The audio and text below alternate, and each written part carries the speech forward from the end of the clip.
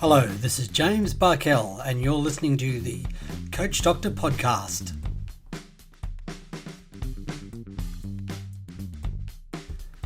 In this episode, I talked to Beth Whaanga.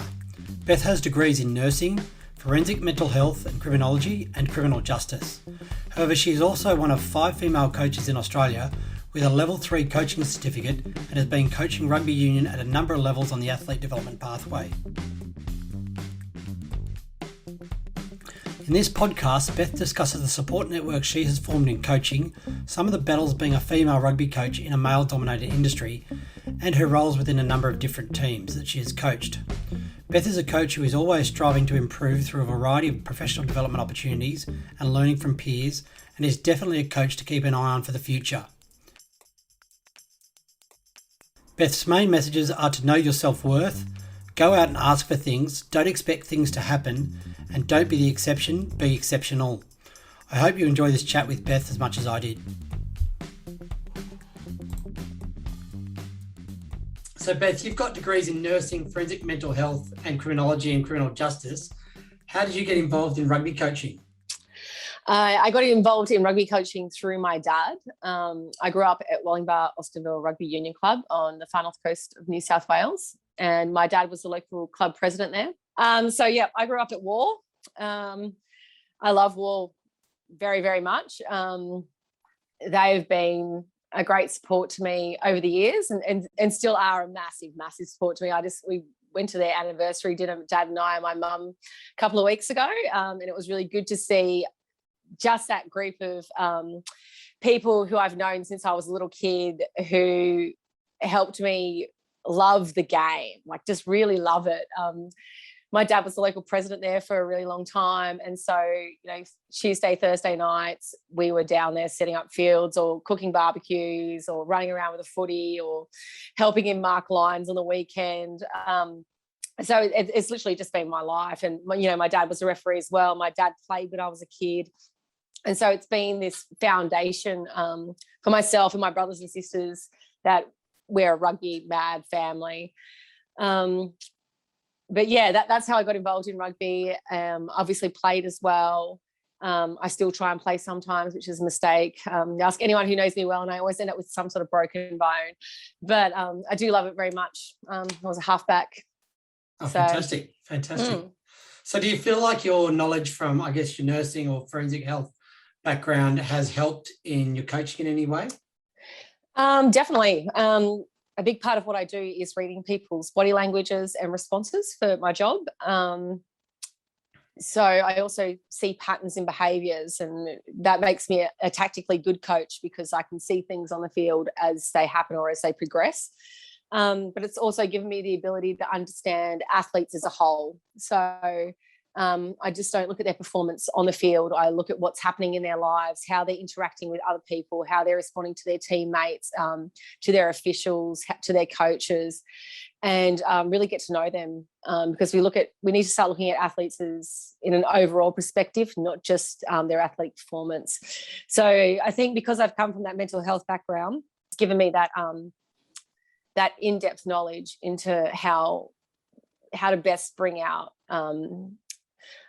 good interactions with others, but also how to build rapport with those that I'm working with, not just in a coach-player perspective, but also those interpersonal relationships with their families and, their support networks, and help understand what they need to get the best out of them.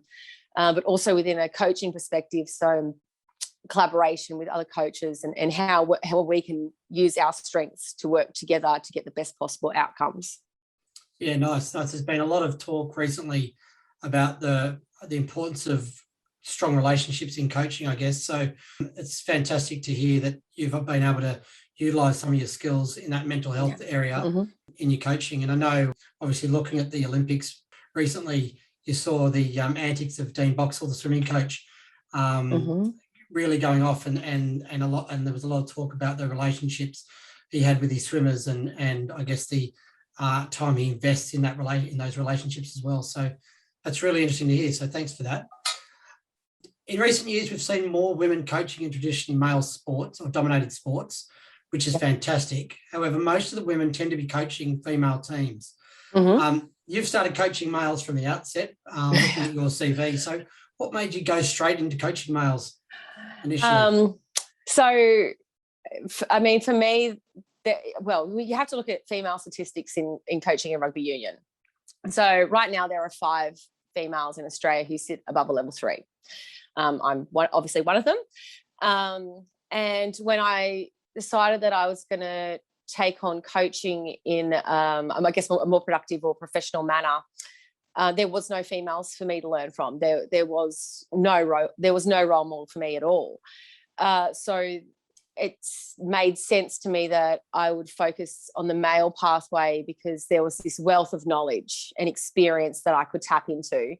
I was really fortunate, actually, to have some really great male coaches, especially in Queensland, who have supported me through that and really taken that time to nurture me as a coach and give me their knowledge, but give me the opportunity as well to progress as a coach and to learn, and just have actual belief in me that I can do it. So, I mean, even if you look at Super W over the last couple of weeks, there was 15 coaches there across the 5 teams, and only 3 of them were female. So that's, it's something that we need to work through as a community and just embrace that a little bit more. So I think for me, I guess what my legacy is I've learned from my male counterparts, and then I can take that knowledge and then impart it onto the next generation of female coaches and players transitioning into coaching in the coming years. Yeah, fantastic. That sounds really, really good. So I guess one of the questions I had was, have you had any issues from men who doubted your ability? I mean, it sounds like you had some really, really good male peers in your journey, but have you had any doubters that have basically said she can't do it, she's a woman, they can't coach? Every day. Yeah. every day. Still, even now, it's a constant uphill battle. I've had coaches refuse to shake my hand. I've had coaches ask me if I'm the manager, or actually the most common question that I get asked when I'm coaching is, am I a physio? Which I'm not. But you have to sort of just take that in your stride. And like I said before, there just aren't any female coaches, so it's still taboo. Yeah. And the only way that you can break down those barriers is to actually be a visible presence. When I first started coaching in senior men's rugby and in GPS rugby, there were lots of people who said they will never let you do it. You're never going to get that opportunity. Oh, wow. It sort of sits in this space that's still a little bit behind, I guess, the times and some of the other sports, some of the other codes. And I believe in hard work, and I believe solidly in asking for opportunities. And for me, if I want something, I'll work hard to get it. And if that means that I stand on the sideline and I say, "Can I observe your training sessions so I can learn?" then that's what I'm going to do to be better. But it's definitely been challenging being the only female in the space for a really long time. But at the same time, it's really worth it, because for those young men that I coach, they don't know any different. Like, to them, I'm not a female coach. To them, I'm just their coach. Like, I'm just like anybody else. And my success rate in that space is as good as my male counterparts. And, and that's what really matters, is the rapport that I have with my athletes and the fact that, I'm having successful outcomes. So I think, so the proof is in the pudding, and eventually my gender just will no longer be applicable. No. And is there any advice that you'd give to, you talked about taking some of that information that you'd learned and passing it on to other up and coming female coaches? What advice would you give to other female coaches who are looking to coach males in any sport, not just rugby, in any sport? I would say, know your self-worth. Don't expect opportunities, ask for opportunities. And you need to not be the exception, you need to be exceptional. And part of being exceptional is having the courage when it becomes too much and you want to give up, to pick yourself up again and keep moving forward, and to go, okay, you know what, you really love this is worth it. And if you just keep trying, you'll eventually get there. the only reason people don't achieve their goals or their outcomes is because they stop trying. Yeah. And I think a lot of coaches go through periods where they doubt themselves, or they doubt their abilities, and they question their worth. I had one of those this week. 100%. So I go through those periods all the time. So it's definitely an issue for all coaches, and as you said, it's just something about coaches also tend to be very resilient people, and we tend to be able to pick ourselves up and say, you know what, I'm questioning myself now, but the important thing is, if you're questioning yourself, then you're, I guess, striving to get better, and you're putting pressure on yourself to be better and to be a better coach, or a better person. So that's I guess a really good quality to have. You've coached both males and females. What are some things that you've noticed about, or some differences, I guess, you've noticed about coaching like male athletes and female athletes? Well, some of it is game IQ, and just the fact that a lot of our female athletes haven't been in the game as long as our male counterparts. So you can get a normal female club rugby team that might have a Wallaroo in it, and might have a couple of Super W players, and then it might have a girl who's, just rocked up that Thursday night and wants to give it a crack. Whereas in a Premier Colts team or a Colts 1 team, a lot of those boys have been playing since they were 6. And so, you can say to that winger, look, I don't want you to graduate in past that 15-metre channel. Stick to your position. Whereas with some of our female athletes, they require that little bit more explanation. And they're very much a seeing is believing demographic. So when I'm working with females, I will always demonstrate first. And then with any athletes, you're always going to check understanding. But sometimes they just require that little bit more. And I think it's wrong as coaches to just think that people automatically understand what you're trying to convey to them. You can say, oh, look, this is what I want you to do, but why do I want you to do it? This is why I want you to do it. This is how we're going to do it. This is the law that connects it all together. And then being able to show our female athletes those progressions is really, really important, because once they've put it together, then they're going to get best possible outcomes in the field. And that's the primary difference that I've personally found. It might be different for other people who work primarily in that female demographic, but my own personal experience is just been that, at this point in time, where females are relatively new to the space, they just need that little bit more time to grasp some of the concepts that, these guys would have got as little kids, as under 10s learning lineouts for the first time, or, when they're under 8s and they've got a 3-man scrum, they're pushing for the first time. So all these little bits and pieces that sort of come together as you age through rugby, some of these girls just don't have yet. Yeah. And that's what it is. But also it's the way females interact differently with each other than young men do. The way they socialize is different, and they are very much a seeing as believing group. So, having a female coach in that space for them is great, because they can look at me and go, okay, well, I know that Beth Whaanga was a halfback. She might not have been the best halfback in the world, but she was still that. She was me, and now she's this, and they can see visible pathway. And it's the same with game plan. So if they can see progression, they're always going to come out better. Yeah.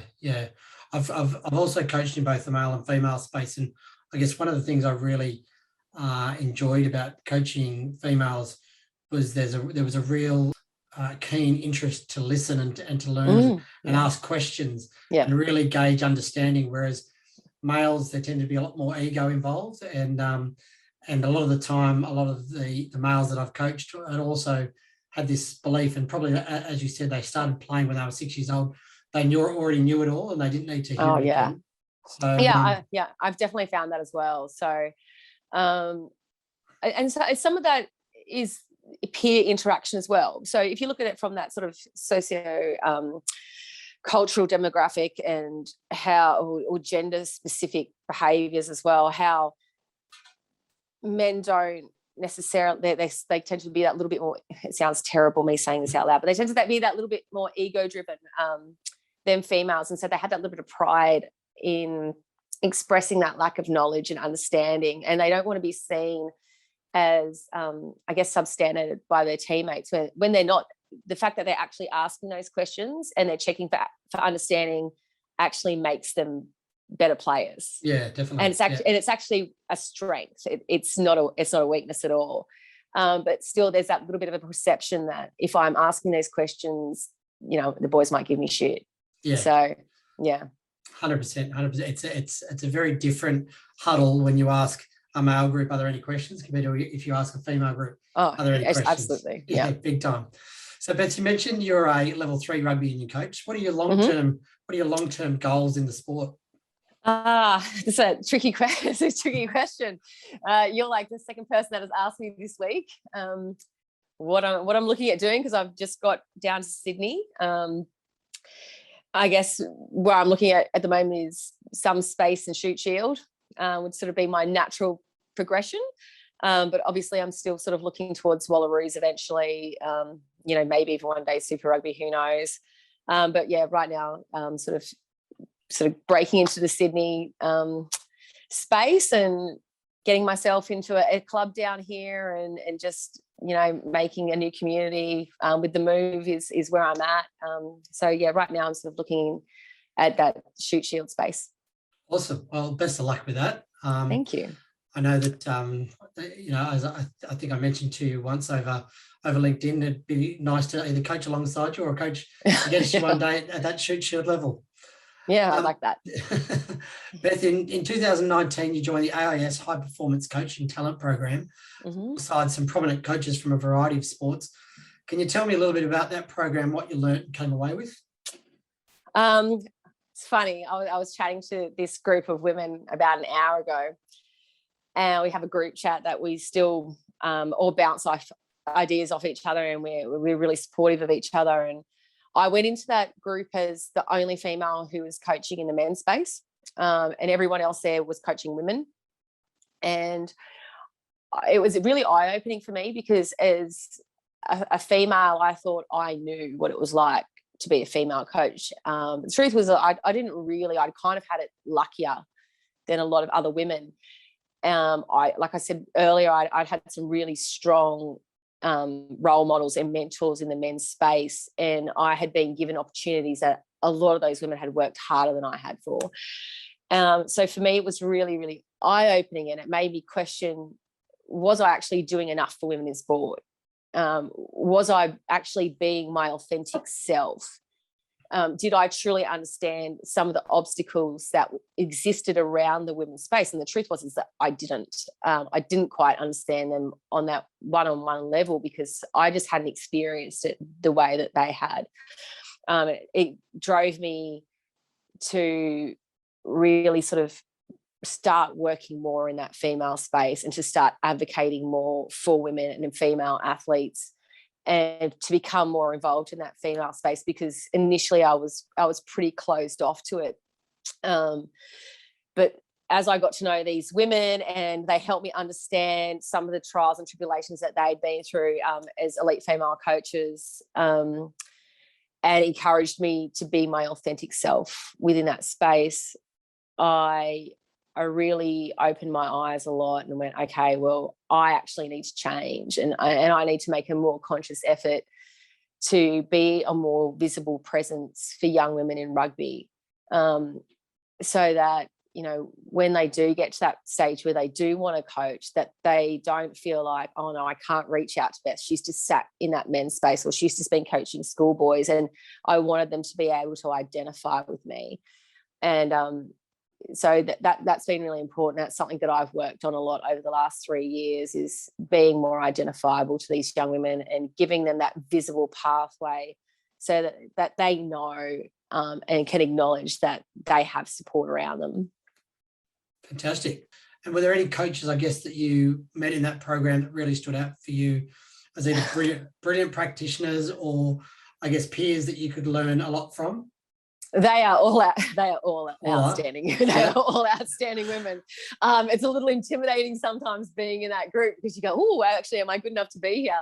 But I mean, I have a long standing friendship with Alana Thomas now from the Melbourne Rebels, and Alana is definitely my conscience and my sounding board. And I never had anyone, like I never had another female rugby friend before, or another female coach that I could bounce ideas off of. And having Alana in my corner like that is really good, because I'll ring her every couple of days and I'll say, well, what do you think about this? Or have you heard about this? Or, you know, am I going to get in trouble for saying this?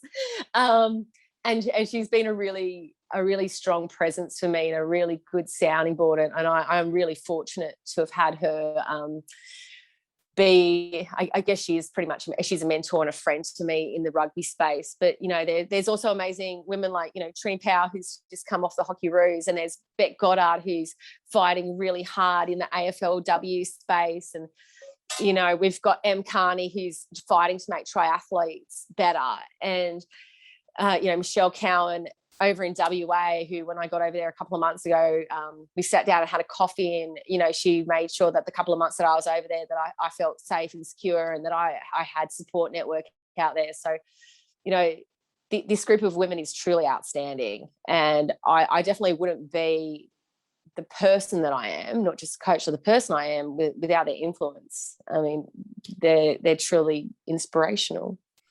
It's fantastic. Well, that's really interesting to hear. And some of those names, I guess, are over at Tokyo at the moment and doing some great things in sports. So would have been a really interesting opportunity to join that program, I'd say. So yeah, would have learned a lot and met a lot of interesting people.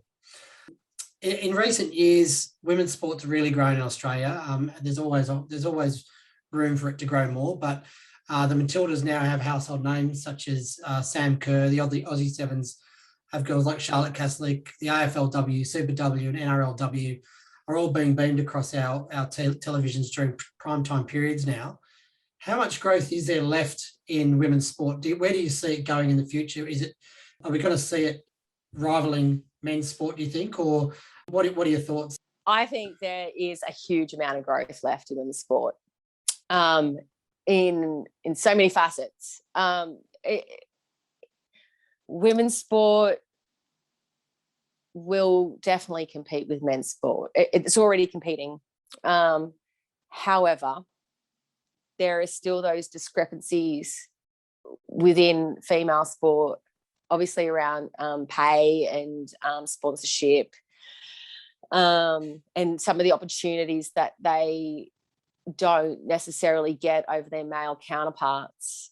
But those are things that we're still trying to improve and that we're working hard to achieve. I mean, if you look at the girls who went to Super W this year, they are semi-professional athletes, and they took, 14 days off work and 14 days away from their family for a commercial product that they're not actually being paid a wage for. So a lot of those women experience significant financial hardship because of that, or loss, plus time away from their regular jobs, plus time away from their families, whereas their male counterparts don't experience that. And so, that's the big difference in rugby at the moment. If you look at Super W and Super Rugby and that discrepancy there, and, obviously I understand that what goes into the male counterparts is quite significant. And, the sponsorships and the training, and, I've obviously worked in that high performance space for quite some time. But that can only change if we make it change, and giving those women the opportunity to play as professionals and to have the same coaching opportunities and the same financial opportunities as their male counterparts will improve the quality of the game. It'll improve the amount of people who come and watch those games. It will put bums on seats.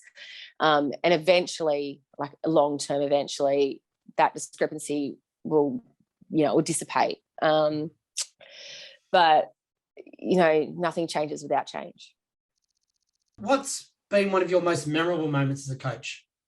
I was thinking about this earlier. I think there's 3 moments for me, actually. Yeah. So I was the first woman in 30 years. You were just talking about GPS rugby. I was the first woman to ever be appointed as a head coach for a GPS rugby team. and I coached at a co-ed school like you Yeah, did yeah, at Brisbane State High School, yeah. and was given that opportunity and had 4 back-to-back undefeated seasons there.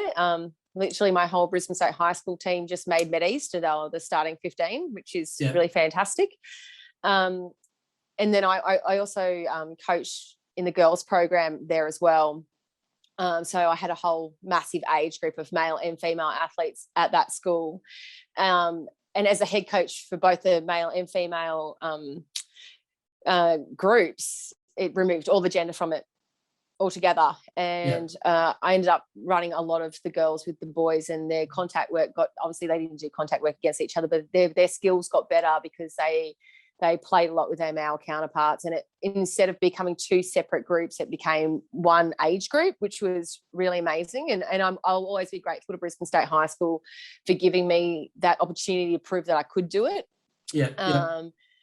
So I was at Gregory Terrace earlier in the year as well, and Gregory Terrace was the same as me in Brisbane. They just saw me as a coach, and they gave me those opportunities. But then another one would be, I was over in Perth working at a Western Force game, and we were playing against the Rebels, and I was sitting with Hodjo in the box, and there was a young man warming up on the sideline. And the young man turned and looked at me, and I looked at him, and it was Glenn Vahu. And I had a lot of input into this young man in a coaching space since he was about 14. And he ran out in Perth and made his debut while I was there. And that's fantastic. Yeah, and I went out onto the field afterwards, and we had all these COVID restrictions, and all I wanted to do was give this young man a hug. And we were standing like, he's social distancing, and he goes, "I'm so happy you're here, and that somebody from home was here to see me play tonight." And I was like, I'm just so proud that I was one of the coaches that got to have input into this kid, because there's so many coaches have input into young men like this and young women like this. And but he said to me at the time, he was like, I wouldn't be the player that I am without you. And that for me was a defining moment. It was one of those light bulb moments where I went, actually, I'm doing a good job. And it's something that I'm not ever going to forget. And then you were just talking about Tokyo, and I had a lot of input into a young woman called Madison Levi. Yep. And I spent a lot of time advocating for her. People refer to her as her and her sister Tegan as my rugby daughters. She continued to do one-on-one work with me over the last 3-4 years, and she made her debut in Tokyo this week and scored 2 tries. And there was me at work in my office, jumping up and down like a crazy person, and her mum's texting me, and I'm texting her mum, and I was just so proud of her and just so happy for her that she got to achieve that goal. And a few weeks before, I just flown back from Perth, and she and I were sitting at East, and we were watching the first Super Rugby game Super W game, between New South Wales and Queensland. And Maddie said to me, I've gone and got my COVID shots just in case I get called up for the Olympics. Yeah, great. And I turned to her and I went, darling, I don't doubt it for a second. If you don't get to go this time, you'll get to go next time. And then a couple of days later, she just sent me this picture of her with this massive plane ticket going, look. And I was, it's just those little things for me, those memorable moments as a coach where, I might be one person out of the 20 people that contribute to that young person's career or outcomes, but it's just amazing to see them achieve their goals. And that's what I find rewarding is watching them achieve that and knowing that I gave them that little bit of time with me, and I hope that they value that time that they had with me and that they enjoyed it. And it's what makes me tick. And looking at the joy it brings you, talking about those couple of young players. Mm-hmm. We talked a little bit about relationships before, and you can see the joy that their success has brought you as a coach. Mm-hmm. Just shows the level of relationships you've built with them over the years, and what it means to you with their success. It's great seeing a young up and coming athlete go on and represent at that highest level, and without trying to put yourself on a pedestal, you sort of, it's, have this quiet like feeling inside. Yeah. I played a little part. It might have been a really small part, or it might have been a really big part, but you played a part, and it's I think it's a really rewarding for coaches at all levels, whether it be the under sixes coach see, their little under sixes player in 15 years time progress, or if it's, you've been coaching them at the, 18 or 19 year olds, and they're progressing. It's really exciting to see and really rewarding.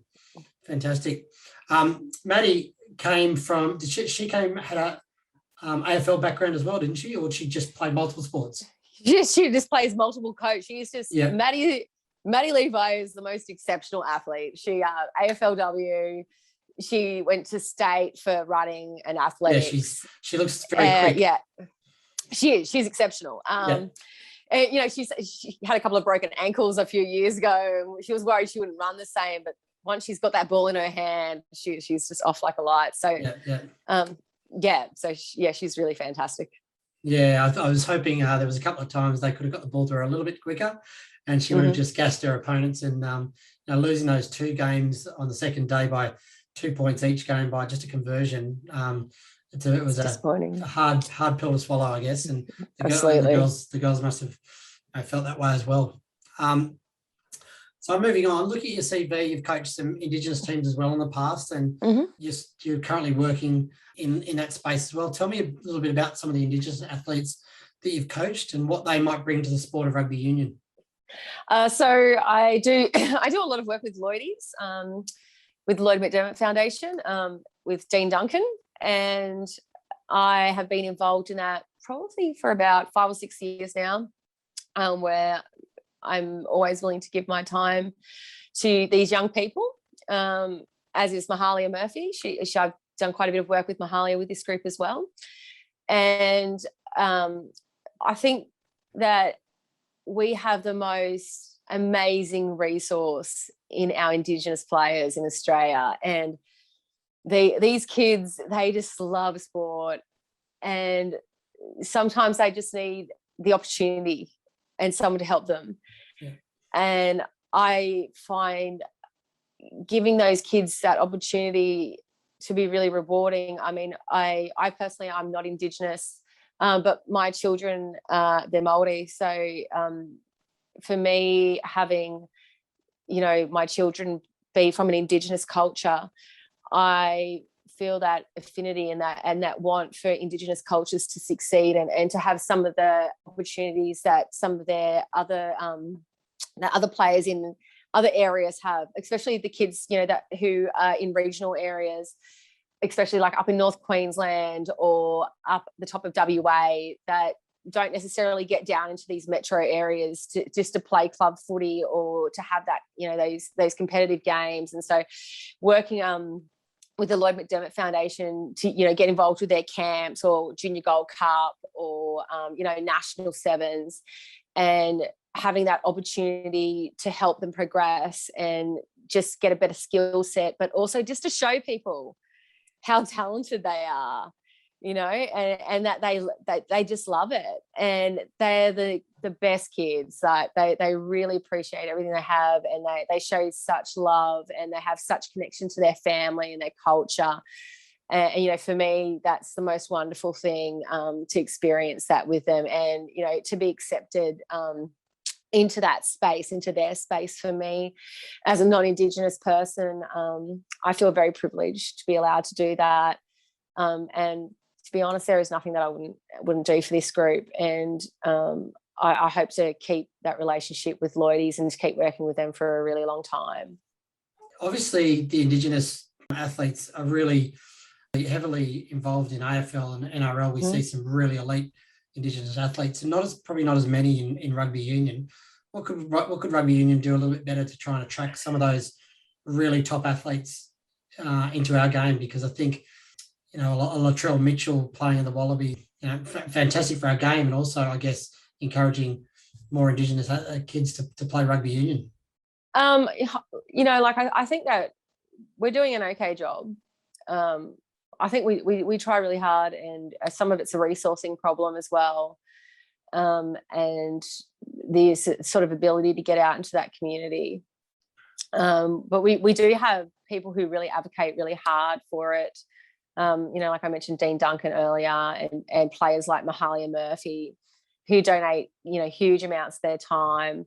And a lot of that is that seeing is believing factor, and something that the AFL and the NRL do well is spending time out in those communities and extended periods of time and continuously going out there.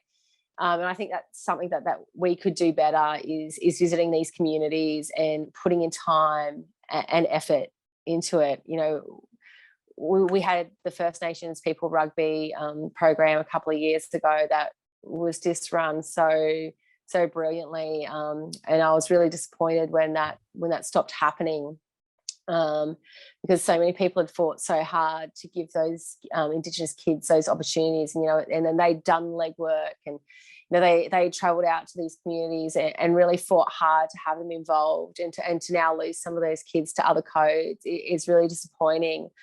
But also with the effects of COVID and I guess having no community sport for quite some time, it has put a bit of a stop to some of that funding and those resources that, 18 months, 2 years ago would have been more readily available. So I think once COVID settles and things start to return back to normal, then that's going to be a space that rugby can start looking into again and start travelling out to these communities and really working hard just to get these kids back involved. And a lot of that is that seeing is believing factor, the same as it is with any demographic. You need to have somebody who you can relate to. So I think that will hopefully change soon. But I do know that there are definitely people who are still working very, very, very hard to engage our Indigenous community. And I really applaud that work that they're doing, because, we wouldn't even have some of the athletes that we currently have without those people's hard work. Yeah, so yeah. Okay. So I'm going to put you on the spot. Are there any young up and coming Indigenous kids in the either the male or female space that you think need to keep our ears out for or our eyes out for in the future? There is a young woman on the Gold Coast, and her name is Brianna Raymond. And she is a fierce athlete. She is quick over the ball, and her contact work is brilliant, and she runs like a dream. She's definitely somebody to watch out for. She's just turned 18, and I've been lucky enough to work with her quite a bit over the years, and she's a cheeky little thing, but she is very, very, very talented, and I can't wait to see how she goes. Awesome. Well, I'll keep my ears out for her, and hopefully I'll see her on the seventh stage or 15. I hope so. Yeah. Oh, she would say sevens, but I want her to play 15. She would be the best flanker ever. Okay. She's nice. Nice. All right, that leads me, I guess, to my last question, or my last set of questions. You've coached both sevens and 15s. What do you prefer to coach, the 15-a-side traditional game or sevens? I'm a 15s girl through and through. Okay. I love 15s. I coach forwards. There's something about 15. It's something to do with scrum, I think, and a line out with me. Like I said, I'm a solid forwards coach. I've been really lucky to have people like Grant Dory and Todd Ikeffi sort of pump that into me over the last few years. And I really enjoy the phase play and stuff with 15s as well. And the contact. I love the contact. So that's always been my preference, 15s. But personally, when I'm playing, I like playing sevens because I like the space. Nice. I guess from that question, at the elite level, there's two variations have almost become separate sports. You've got your elite sevens pathway and your elite 15s pathway, and we don't see a lot of crossover. We see a little bit during the COVID period. We saw a couple of players go from sevens to 15s and Super Rugby and vice versa, but it's not something we see regularly. If there are any player either in the 15s game that you think would make either a fantastic sevens player or vice versa, a fantastic sevens player that you'd love to see in the 15s game, who would that be? And can you think of a male and a female athlete in that space? So I'd probably do it the opposite way around. I'd go Tate McDermott. I would love to see Tate McDermott play sevens. He's not your traditional halfback, and I've known Tatey for a long time, since he was about 16, I think. Yeah. And he sees space well, and he utilises, and his footwork is brilliant, and he's got a great long pass. And I think that watching Tate play sevens would be pretty great. Obviously, Mahalia Murphy crosses between not just 15s and sevens brilliantly, but across codes. Even NRLW, hey. Yeah, she's really fantastic at it. But I'd really like to see Charlotte Caslick sitting out back at 15. I think that she would be a fantastic fullback. The way she sweeps in sevens and utilises and sees space would be great in 15s. And she did that well as well when she crossed over into that NRL space. So, but on a less professional space, I'd like to see Tegan Levi. He's just been drafted from the Gold Coast. He's just been drafted for the the AFLW for the Gold Coast Suns. She plays sevens at a high level as well, like her sister Maddie. Mm-hmm. But I would love to see her play 15s. I would love to see her as a Wallaroo. She would be outstanding. Okay. What position would she fit into? She would be my other flanker. So I'd have Brianna at 6 and I'd have Tegan at 7. Nice. So yeah. Mm-hmm. Okay, awesome. Well, Beth, it's almost been an hour of your time. I'm really appreciative of the time you've given me today to have a chat, and I think we've covered quite a few different topics around the women's coaching space, Indigenous athletes, and just rugby coaching generally. So I really appreciate your time today, Beth. Thank you. And best of luck with I know at the moment we've got a bit of a COVID lockdown, so there's not much coaching going on, but there's no coaching. I guess in the meantime, keep learning, keep progressing, keep that contact with some of those coaches that you talked about being involved with. And I look forward to crossing paths with you on the rugby field in 2022. Yeah, sounds good. Thanks so much. Have a great afternoon. Thank you. You too.